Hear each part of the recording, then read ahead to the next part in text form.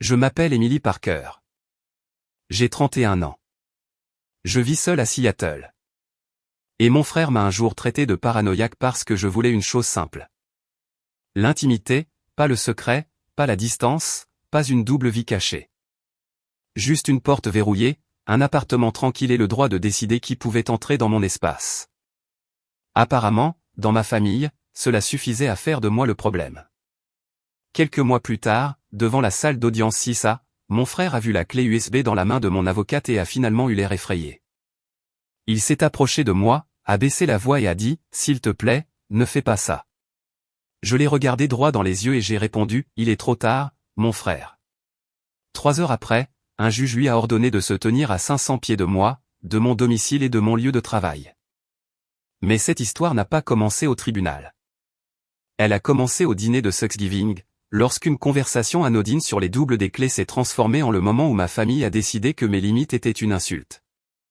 J'ai dit que je ne voulais donner à personne un accès illimité à mon appartement.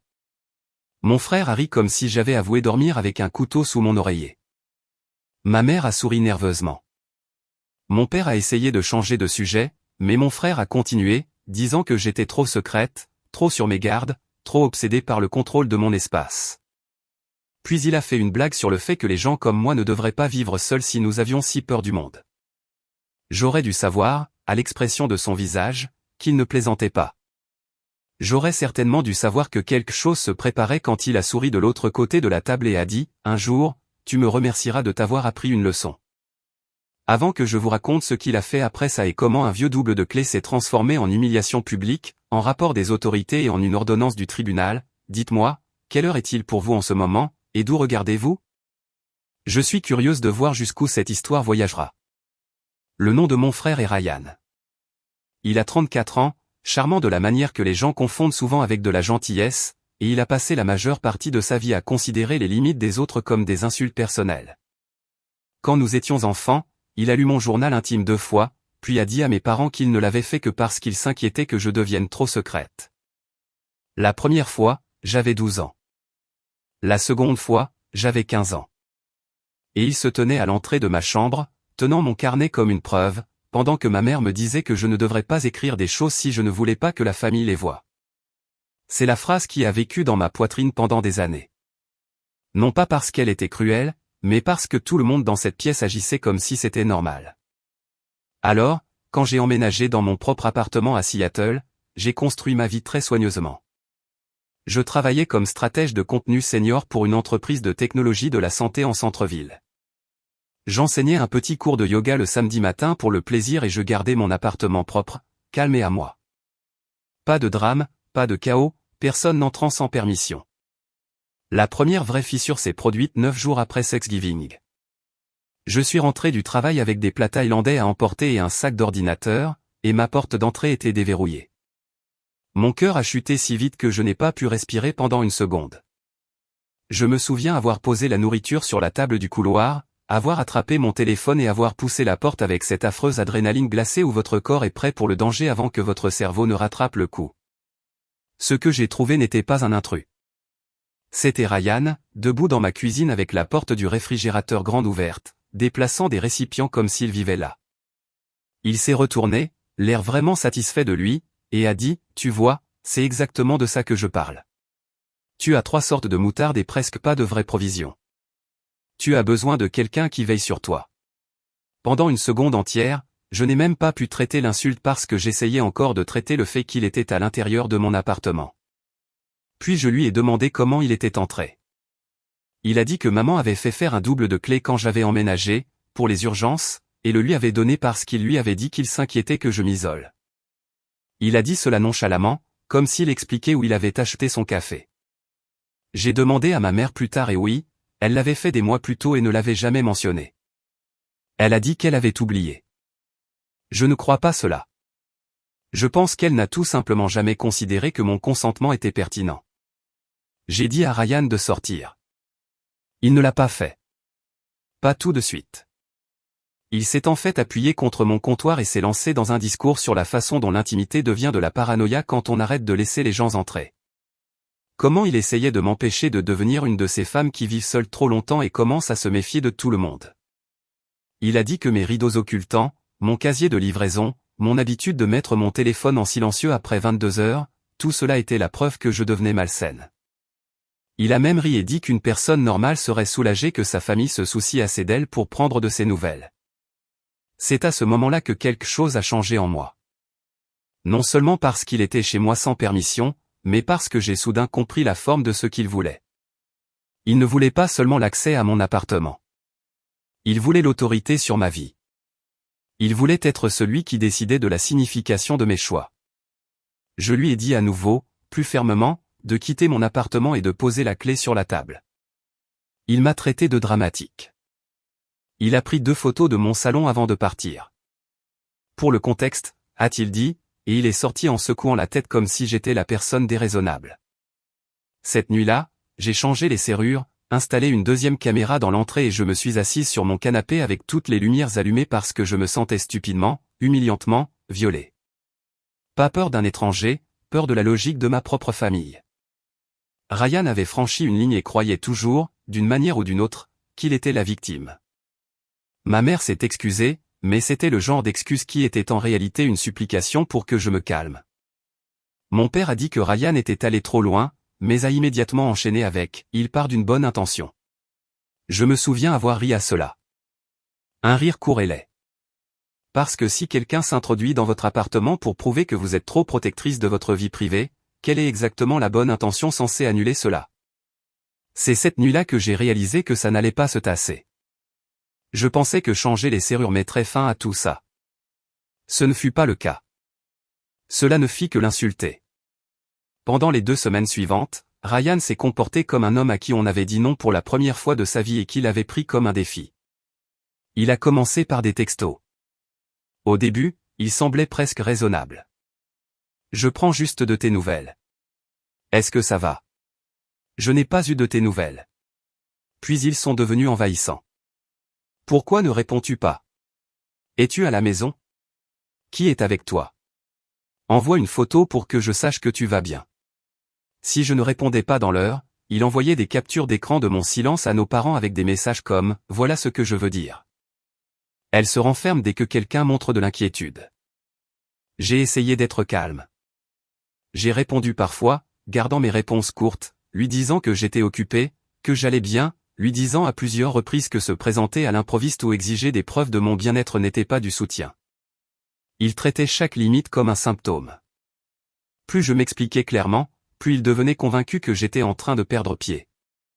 Puis les visites à la sonnette ont commencé. J'arrivais à la maison et le voyais déjà debout devant mon immeuble sur la caméra, faisant les 100 pas, les mains dans les poches. Parfois, il sonnait une fois, parfois 10 fois de suite. Une fois, il est resté 26 minutes et a parlé dans son téléphone en attendant, comme s'il recueillait des preuves. Je sais que tu es là, Émilie. C'est exactement de ça que je parle. Isolement, évitement, comportement défensif. Entendre mon propre frère parler de moi comme d'un cas d'étude à travers la porte de mon appartement me donnait la chair de poule. Un samedi matin, alors que je révisais des notes pour mon cours de yoga, il a commencé à commenter publiquement sous le post Instagram du studio. Rien de manifestement menaçant, juste calculé. Votre professeur va bien? Elle a l'air vraiment renfermée ces derniers temps. S'il vous plaît, gardez un œil sur elle. Puis il a aimé de vieilles photos de mon compte, a tagué 2 cousins et a envoyé un message à mon ami Tessa pour lui demander si j'avais semblé ne pas aller bien récemment. Tessa m'a appelé, furieuse, ce qui fut la seule raison pour laquelle je l'ai découvert aussi rapidement. Cet après-midi-là, je me suis assise sur mon sol en regardant les enregistrements de la caméra Ring de la semaine précédente. Et pour une raison quelconque, ce vieux souvenir de journal intime m'est revenu si vivement que j'en ai eu le vertige. Moi, à 15 ans, debout en pantalon de pyjama, essayant d'expliquer pourquoi mon carnet était privé. Ryan souriant narquoisement. Ma mère pliant le linge comme si tout cela était légèrement dérangeant. Mon père disant, si c'est innocent, pourquoi es-tu si contrarié? Il m'a alors frappé que le scénario n'avait jamais changé. Dans notre famille, l'intimité n'était pas un droit. Elle était traitée comme un soupçon, et le soupçon était traité comme de la culpabilité. Ryan n'inventait rien de nouveau. Il ne faisait qu'instrumentaliser une règle dont il avait toujours bénéficié. L'escalade suivante était du pur Ryan, raffinée, manipulatrice et conçue pour un public. J'ai posté une simple story un soir après le cours. Une photo de thé, un livre, la pluie sur la fenêtre, rien de personnel. Et en moins de 5 minutes, il a répondu, puis a commenté publiquement sous la republication du studio de yoga. J'adore qu'elle prétende que tout est normal tout en refusant l'aide de sa famille. Quelques élèves l'ont vu avant que le studio ne le supprime. L'une d'elles m'a envoyé un message en privé pour me demander si j'étais en sécurité. Je ne peux pas décrire à quel point c'était humiliant. Non pas parce que des étrangers savaient que quelque chose n'allait pas, mais parce que l'histoire qu'ils racontaient sur moi était si insaisissable. Ils ne disaient jamais « ma sœur ne va pas bien ». Ils disaient « je suis inquiet. J'essaie d'aider ». Elle repousse les gens. Il enveloppait le contrôle dans l'inquiétude et faisait confiance à l'emballage pour faire le travail. J'ai commencé à tout documenter. Capture d'écran, horodatage, enregistrement de la sonnette, messages vocaux, commentaires supprimés, toute cette misérable archive. Et je détestais ce que cela me faisait. Je détestais jeter un coup d'œil au Judas avant de déverrouiller ma propre porte. Je détestais vérifier si une voiture à l'extérieur était garée là depuis trop longtemps. Je détestais commencer à penser en termes de preuves. Une nuit, après avoir supprimé 3 appels manqués de Ryan et un de ma mère, je me suis assise dans le noir à ma table de cuisine et j'ai pensé, quand quelqu'un de proche de vous transforme son inquiétude en une arme. Que devez-vous faire à part vous blinder? Cette question m'a tenu éveillé la majeure partie de cette semaine. Tout comme Ryan. La première fois qu'il s'en est pris à mon travail, j'ai su que nous avions franchi un autre niveau de laideur. Je venais de terminer une réunion avec un client indépendant majeur, un contrat de contenu de 6 mois qui m'enthousiasmait depuis des semaines. Lorsque j'ai reçu un courriel du responsable des opérations du client me demandant si nous pouvions discuter d'une communication préoccupante qu'ils avaient reçue. En pièce jointe se trouvait un long message décousu d'un membre de la famille profondément inquiet, affirmant que j'étais soumise à un stress émotionnel sévère, sujette à un isolement erratique et peut-être pas dans un état stable pour gérer les délais de manière responsable. Il ne mentionnait pas Ryan par son nom, mais j'ai immédiatement reconnu sa formulation. Inquiet, renfermé, défensive, dangereux à ignorer. Mon estomac s'est noué. J'ai dû participer à un appel vidéo et expliquer avec un visage impassible que oui, un parent me harcelait à propos de mes limites. Non, je n'étais pas en crise. Et oui, je pouvais toujours livrer une stratégie de contenu à temps. La cliente a été polie, mais je pouvais voir la prudence s'installer sur son visage malgré tout. J'ai gardé le contrat, mais de justesse. Elle a demandé une réunion de révision supplémentaire et a retardé le lancement d'une semaine. Ryan m'a coûté de l'argent sans jamais toucher à mon compte en banque. Cette même semaine, il m'a tendu une embuscade près de mon bureau. Il y a un café au coin de la rue où la moitié du centre-ville de Seattle semble faire la queue entre 8 et 9 heures. Je traversais la rue avec mes écouteurs quand quelqu'un m'a attrapé le coude assez fort pour m'arrêter. C'était Ryan. Il avait ce sourire éclatant et exaspérant qu'il utilisait quand il voulait des témoins. « Tu ne réponds jamais à ton téléphone », dit-il fort, comme si nous avions juste un désaccord fraternel affectueux. J'ai immédiatement reculé. Il s'est avancé. Il m'a demandé si je pensais vraiment qu'humilier la famille pour une histoire de clé valait la peine de détruire des relations. Je lui ai dit d'arrêter de me toucher. Il a alors baissé la voix et a dit « J'essaie d'arrêter ça avant que tu ne ruines ta propre vie ». Il y avait des gens partout et il le savait. Il comptait sur le fait que je ne voudrais pas faire de scène. Ce sur quoi il ne comptait pas, c'était à quel point j'en avais assez d'être géré. J'ai dit tout aussi clairement, tu t'es introduit dans mon appartement. Tu me harcèles. Ne me contacte plus, sauf par l'intermédiaire d'un avocat. Il a ri comme si c'était adorable. 2 personnes dans la file se sont retournées pour regarder. Bien, ai-je pensé. Qu'il regarde. Le même après-midi, il a envoyé à notre famille élargie un message de groupe disant que j'étais devenue agressive en public et que je l'avais accusé d'avoir franchi les limites parce qu'il se souciait trop. Ma tante m'a envoyé un texto pour me demander si je dormais. Mon cousin m'a demandé si je voulais le numéro d'un thérapeute. Mon père a appelé et a dit que peut-être envoyer un double de clé à la famille aiderait tout le monde à se calmer. C'est à ce moment-là que j'ai compris à quel point le récit de Ryan était devenu efficace. Il avait fait de mon refus le problème. Le franchissement des limites n'était plus le conflit. Ma limite l'était. Plus je la défendais, plus les gens pensaient voir des preuves. J'ai finalement engagé une avocate. Elle s'appelait Alicia Moreno. Et elle n'a pas scié une seule fois pendant que je lui expliquais tout cela. Elle a examiné les captures d'écran, les enregistrements, le courriel à mon client, les commentaires publics, et a dit, ce que votre frère fait, c'est du harcèlement enveloppé dans un langage familial. Cela ne le rend pas moins réel. Cela le rend plus difficile à nommer. J'ai failli pleurer sur le champ, soulagé d'être comprise. Nous avons rédigé une lettre de mise en demeure officielle exigeant que Ryan cesse de me contacter, de s'approcher de mon appartement et de mon lieu de travail, de faire des déclarations sur ma santé mentale et d'impliquer des tiers. Alicia m'a également dit de continuer à tout documenter et d'envisager une ordonnance de protection s'il y avait une nouvelle escalade. J'ai envoyé la lettre en recommandé. Ryan a réagi exactement comme Alicia l'avait prédit, non pas avec honte, mais avec indignation. Le soir, mon téléphone était rempli de messages vocaux de parents disant que les menaces légales contre la famille étaient cruelles, froides et la preuve que j'avais changé. Ma mère a pleuré. Mon père a dit que je rendais cela impossible. Ryan a posté une vague story sur le fait que parfois, essayer de sauver quelqu'un fait de vous le méchant.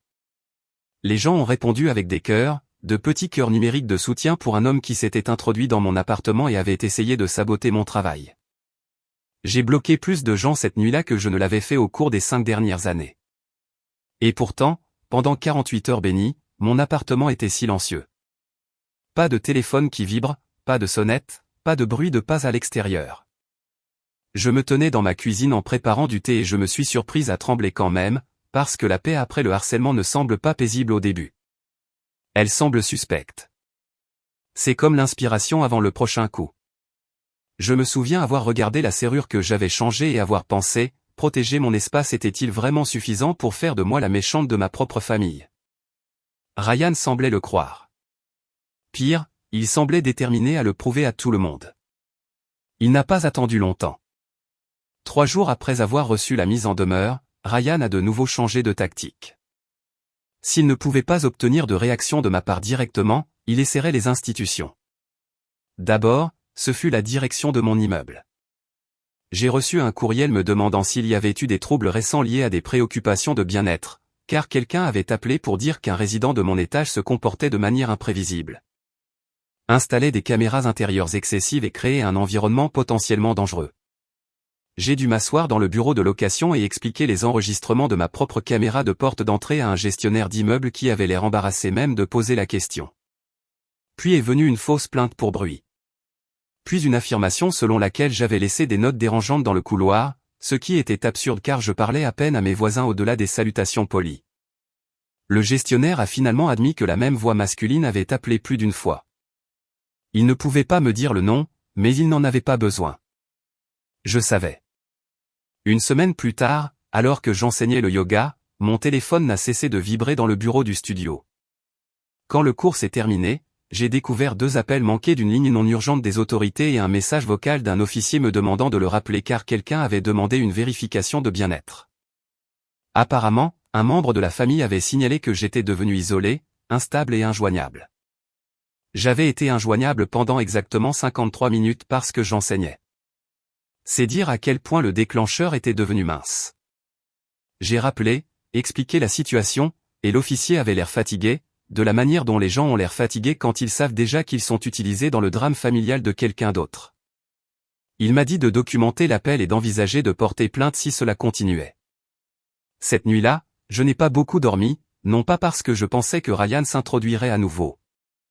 Les serrures étaient neuves, les caméras fonctionnaient, et j'avais finalement dit exactement ce qui se passait à Tessa et à 2 collègues. Ce qui me tenait éveillé, c'était l'épuisement de devoir expliquer ma propre réalité encore et encore à la direction de l'immeuble, aux clients, aux parents, aux autorités, à moi-même. Le harcèlement n'est pas seulement l'événement. C'est le poids administratif de prouver que vous méritez d'être laissé tranquille. J'étais fatigué jusqu'à la moelle. Mes épaules me faisaient mal. Je ne mangeais pas correctement. J'étais en retard sur un projet parce que je n'arrêtais pas de vérifier les caméras au lieu de me concentrer. Plus d'une fois, je me suis surprise à écouter les bruits de pas dans le couloir avant de réaliser qu'il n'y en avait pas. Ryan voulait que je sois vigilante. Il voulait que je sois assez fatiguée pour craquer et assez reconnaissante pour lui céder le contrôle. Je pense que cette prise de conscience m'a sauvé, car une fois que j'ai vu le dessin, j'ai cessé d'attendre qu'il devienne raisonnable. Alicia et moi avons intensifié notre réponse. Nous avons tout organisé en une chronologie claire. Les commentaires de Thanksgiving, l'entrée non autorisée, la source du double de clé, les nouvelles serrures, les visites répétées, les commentaires publics, l'interférence avec mon client, l'embuscade sur mon lieu de travail, les plaintes à la direction de l'immeuble, la vérification de bien-être. Tessa a rédigé une déclaration sur les commentaires Instagram et les messages que Ryan avait envoyés. Le gestionnaire de mon immeuble a accepté de confirmer les appels suspects si nécessaire. Une de mes voisines, une femme plus âgée nommée Denise, a également offert une courte déclaration écrite. Elle avait vu Ryan devant ma porte plusieurs fois, une fois en parlant dans son téléphone tout en montrant le numéro de mon appartement. J'ai pleuré dans ma voiture après que Denise me l'ait remise, car la gentillesse semblait si choquante à ce moment-là. Puis Ryan a commis l'erreur qui a mis fin à toute sympathie que quiconque avait encore pour lui. Il a appelé directement la propriétaire de mon studio de yoga et a suggéré que j'étais émotionnellement compromise et que je ne devrais pas enseigner car je pourrais dire des choses préoccupantes aux élèves. Il a utilisé cette phrase exacte. La propriétaire, Maya, m'a appelé le même jour. Au lieu de paraître alarmée, elle avait l'air furieuse. Elle a posé une question. Vous sentez-vous en sécurité? Et après que j'ai dit non, elle m'a envoyé une capture d'écran de l'identifiant de l'appelant. Ryan avait utilisé son téléphone professionnel, sa ligne d'entreprise. Non seulement il avait essayé de me salir à nouveau, mais il y avait associé son employeur. Maya a bloqué le numéro et a proposé de témoigner si nécessaire. Le visage d'Alicia a réellement changé lorsque j'ai transféré la capture d'écran. Pas de panique, quelque chose de plus froid, de la satisfaction. Nous avons demandé une ordonnance de protection le lendemain matin. Non pas parce que je voulais me venger. Du moins, c'est ce que je me disais. La réponse plus vraie et plus compliquée. Je voulais la sécurité. Oui. Mais je voulais aussi un dossier. Je voulais un endroit officiel où l'histoire existerait sans que Ryan la raconte. Je voulais qu'un juge examine toutes les preuves soigneusement rassemblées et dise à voix haute que ce qui m'était arrivé était réel. Ryan, pendant ce temps, continuait à jouer l'inquiétude. Il a laissé un dernier message vocal avant que l'avis d'audience ne soit signifié. Sa voix était douce, presque tendre. Émilie, s'il te plaît, ne fais pas ça. Tu transformes le soin familial normal en quelque chose de laid. Tu vas regretter de m'obliger à me défendre. Je l'ai écouté 2 fois. Puis je l'ai sauvegardé dans le dossier intitulé Tribunal. Pour la première fois depuis des mois, je n'avais pas peur de ce qu'il pourrait faire ensuite. J'étais prête à ce qu'il fasse exactement ce qu'il avait toujours fait quand quelqu'un le défiait. Trop. L'audience était fixée à un lundi, mais la véritable explosion s'est produite 4 jours avant cela. Vendredi, 18h17. Je me souviens de l'heure exacte parce que j'ai encore la capture d'écran. J'étais rentré tôt, blotti sur le canapé avec une couverture et des restes de soupe, quand mon téléphone a commencé à s'illuminer de messages de personnes que j'avais déjà mises en sourdine. Tessa a envoyé le premier message utile. Pourquoi Ryan est-il en direct devant ton immeuble? J'ai ouvert Instagram et il était là, debout sur le trottoir devant mon appartement, se filmant avec cette expression grave et compatissante qu'il arborait quand il voulait qu'un public pense qu'il souffrait noblement. La légende disait, j'essaie une dernière fois d'aider ma sœur avant qu'il ne soit trop tard. Dans la vidéo en direct, il parlait de famille, d'isolement, d'entêtement et de la façon dont les proches rejettent parfois les personnes qui essaient le plus de les sauver. Il n'a jamais utilisé mon nom complet, mais il a balayé la caméra assez largement pour capturer l'entrée, le panneau de la rue et le café de l'autre côté du pâté de maison. Quiconque me connaissait pouvait l'identifier en quelques secondes. Pire, il n'était pas seul. Mes parents étaient là. 2 cousins étaient là. Une femme de notre église était là. Il avait transformé mon immeuble en une scène de théâtre. Il n'arrêtait pas de dire des choses comme « Nous sommes ici pacifiquement. Et nous voulons juste qu'elle ouvre la porte et que nous voyons qu'elle va bien. » Puis il a tagué le studio de yoga. Puis il a tagué un compte de quartier local. Puis, parce qu'apparemment l'humiliation ne compte que si l'on s'y engage vraiment, il a commencé à lire des lignes de la mise en demeure officielle d'Alicia à la caméra et à s'en moquer. Voilà ce que l'inquiétude vous vaut maintenant, a-t-il dit à ses spectateurs. Des menaces, des avocats, l'isolement. Mes mains tremblaient si fort que j'ai failli laisser tomber mon téléphone. Je ne suis pas descendu. J'ai ouvert l'interphone à la place. À la seconde où ma voix est sortie du haut-parleur, les commentaires en direct sont devenus fous. Ryan a souri à la caméra comme s'il avait invoqué un fantôme. J'ai dit, s'il vous plaît, éteignez ça et partez. Il a dit, assez fort pour le direct et tout le monde en bas.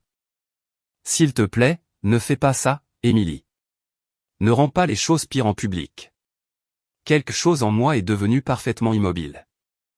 J'ai regardé l'icône d'enregistrement sur mon propre téléphone, les messages vocaux sauvegardés, le dossier épais qu'Alicia avait constitué, et j'ai dit dans l'interphone, il est trop tard, mon frère. Puis j'ai appelé les autorités, car à ce stade, ce n'était plus un différend familial. C'était un événement de harcèlement public ciblé devant mon domicile. Les autorités sont arrivées plus vite que prévu, probablement parce que quelqu'un dans l'immeuble avait déjà appelé. Pendant qu'il parlait à la foule, Ryan est resté en direct, filmant toujours, narrant toujours incapable d'imaginer que son propre comportement était le problème. Un officier lui a dit au moins 2 fois d'arrêter d'enregistrer les résidents et de s'éloigner de l'entrée. Il a argumenté devant la caméra. Un autre locataire, un homme du 4e étage que je connaissais à peine, a enregistré toute la scène de l'autre côté de la rue. Cela s'est avéré plus important que nous ne le pensions à l'époque, car sur le direct de Ryan et encore plus clairement sur la vidéo du voisin, on peut entendre un officier lui demander s'il lui avait déjà été dit de ne pas me contacter.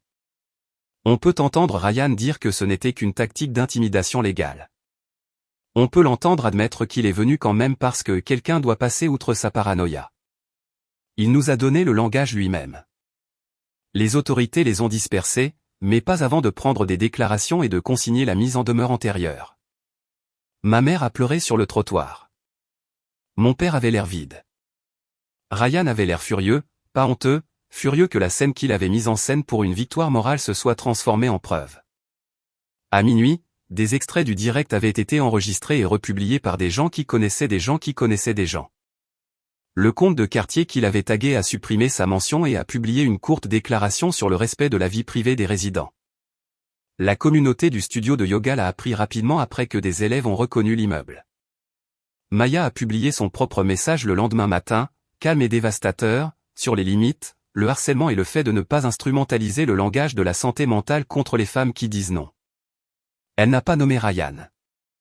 Elle n'en avait pas besoin. Puis la deuxième vague l'a frappé.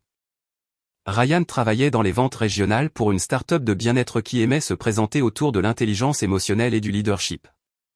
Quelqu'un a envoyé le direct à son employeur, ainsi que la capture d'écran de son appel à mon studio depuis son téléphone d'entreprise. Le lundi matin, le matin de l'audience, il avait été mis en congé administratif dans l'attente d'une enquête pour harcèlement, utilisation abusive des ressources de l'entreprise et conduite préjudiciable à la réputation de l'entreprise. Il est entré au tribunal en sueur.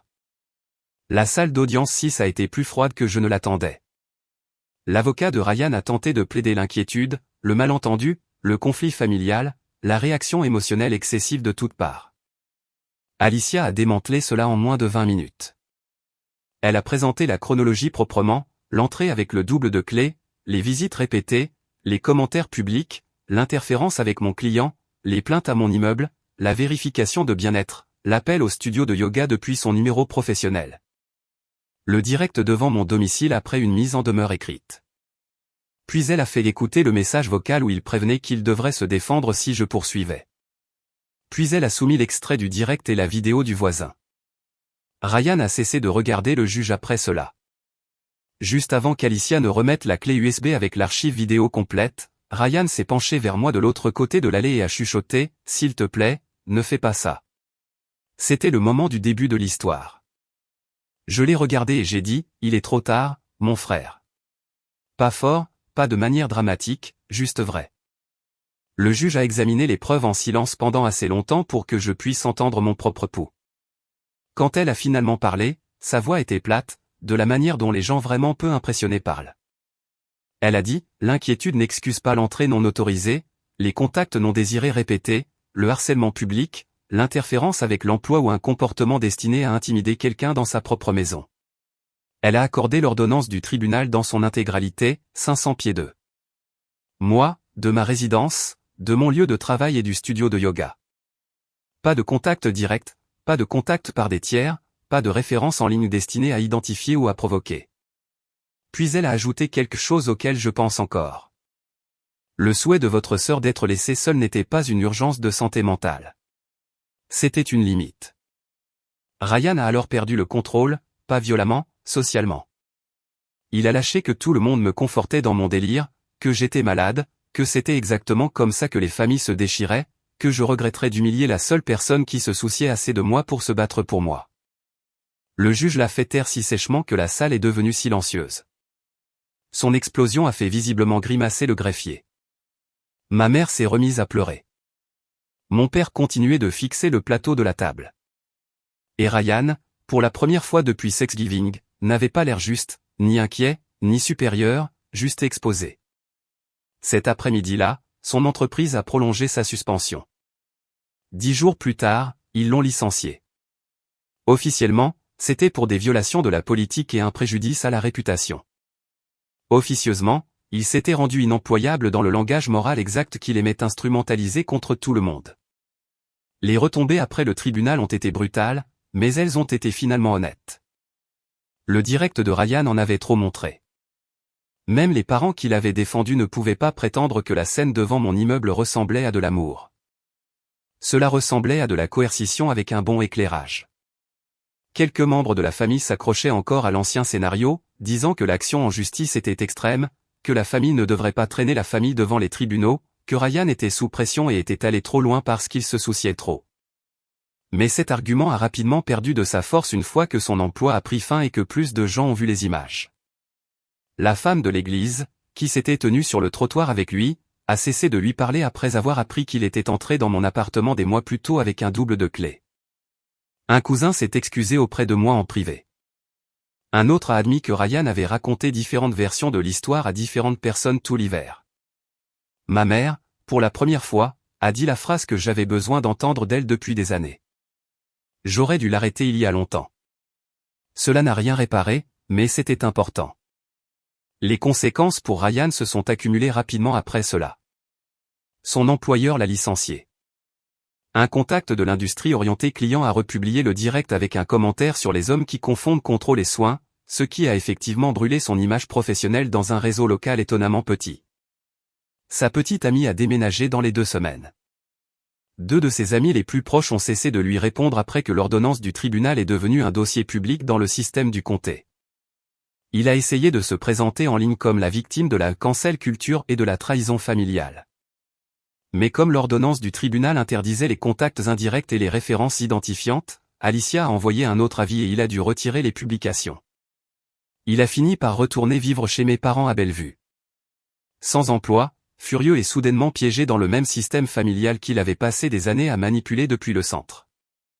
Selon mon cousin, l'atmosphère y est devenue empoisonnée. Mon père a cessé de le défendre. Ma mère pleurait souvent. Ryan blâmait tout le monde sauf lui-même. Quant à moi, j'ai aussi déménagé. Non pas parce qu'il a gagné, mais parce que je voulais qu'une décision dans cette histoire appartienne entièrement à la paix, pas à la réaction.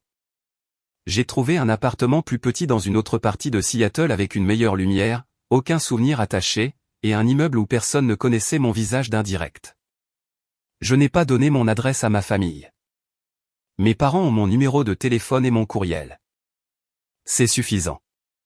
Tessa m'a aidé à faire mes cartons. Maya a envoyé des fleurs.